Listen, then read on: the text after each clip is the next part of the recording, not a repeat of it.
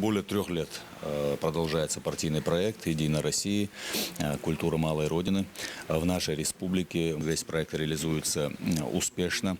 И во многом это благодаря тому, что мы организовали грамотное взаимодействие как с Министерством культуры, которое тесно с нами сотрудничает, так и на муниципальном уровне с главами районов, с префектурами. И мы единой командой выполняем все пункты данной программы, поэтому успешно, досрочно осваиваем все выделяемые федеральные и местного региональные бюджетные средства. В этом году начата работа и уже планируется, выделено, потому что мы освоили вовремя все программы, пункты выполнили. В этом году результатом явилось то, что выделено более 35 миллионов рублей, которые будут осваиваться тоже в 15 районах нашей республики. В этом году в рамках реализации проекта «Культура малой Родины» намечено достаточно большое количество мероприятий, в том числе совместно с Министерством культуры Чеченской Республики мы проводим очень такую активную работу в плане улучшения материально-технической базы домов культуры, сельских домов культуры, приобретению соответствующего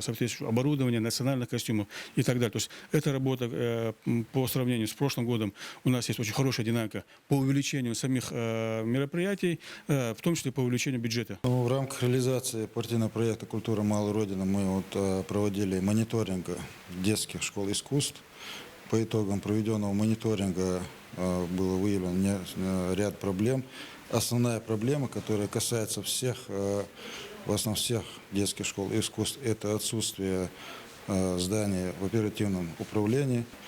В дальнейшем подготовим предложение, чтобы предоставить возможность в рамках реализации данного проекта, чтобы была возможность озвучивать эти проблемы и решить эти проблемы на федеральном уровне.